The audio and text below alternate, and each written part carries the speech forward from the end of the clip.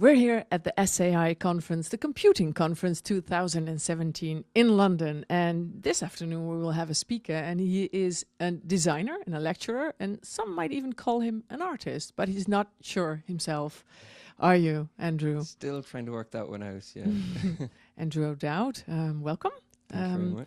I hear that your design now focuses on devices. Am I right? Yeah, well, I work a lot with students who study product design or interior and spatial design, but my area of expertise is about experience within that. So we look at how you can design objects for kind of human-like experiences, but also spaces as well. Spaces.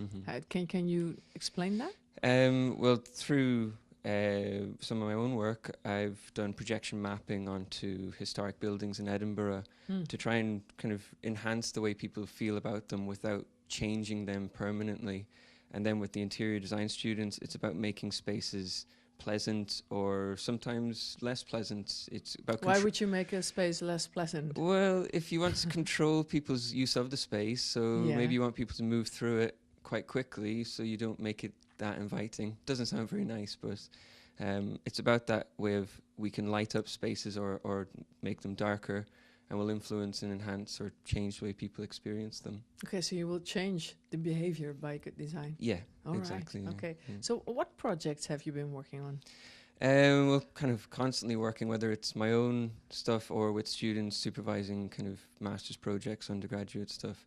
But most recently I've been working on a project with an artist collective, which is about taking the immaterial digital world into the physical world. So some of the pieces within that are a printer that is harvesting images from the internet with this intention of materializing our digital memories. Your digital memories. All right, interesting. Yeah. Where did that take place? I was in London in Uglyduck Galleries on Tanner Street, so it was last month. Yeah. So what could all the computer scientists in this conference learn from you? That's a good question. Yeah. I don't know. I mean, I'm kind of interested to be here with my perspective of art and design, but my background is electronic engineering and technology. So you understand a lot. So I have a bit of an insight. You know, I'm interested in seeing what they're doing from much higher technical end, and perhaps I can maybe make them interested a little bit in the way we can be more human-like with our interactions. Oh, yeah. So not focus on the technology, but focus on the people and making these objects that we use more human-like or animal-like, so that they're more intuitive to use. So they will be easier, smarter.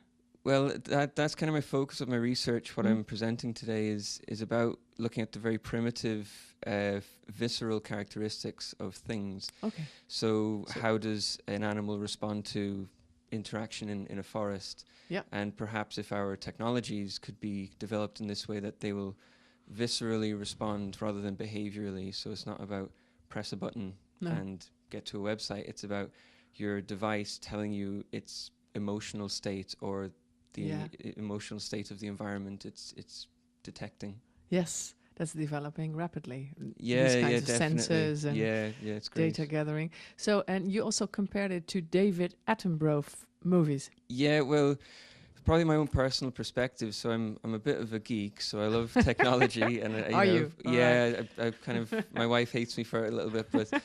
They're cool, right? Geeks. Well, they're hip now. Yes, they are now. But then from much longer ago, I wanted to be a marine biologist and a zoologist. So I think with this perspective, I'm starting to be able to look more at the animal world. So yeah, David Attenborough is, he's wonderful. And just the way we see the way the animal kingdom is still working without all the technology. Yeah. That perhaps rather than us focusing on high-end technology advancing, we could kind of take an alternative perspective, which might be the way the animals do it, the way we as an animal kingdom, we are biological things. So what if technology acted more biological towards us? Right. So there your worlds come together.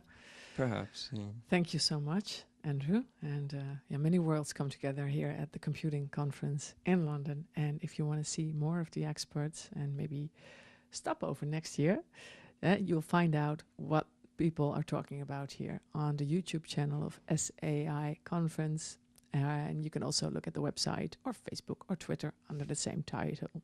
Thank you for watching.